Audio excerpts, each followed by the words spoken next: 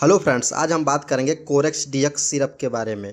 यह सिरप जो कि सूखी खांसी में इस्तेमाल किया जाता है और ठंड से सर्दी जुकाम खांसी हो गया है तो उसमें भी इस्तेमाल कर सकते हैं। सोर थ्रोट यानी गले में खराश की प्रॉब्लम है, कुछ भी खाने पीने में दिक्कत हो रहा है और खांसी आ रहा है तो उसमें इस्तेमाल किया जाएगा।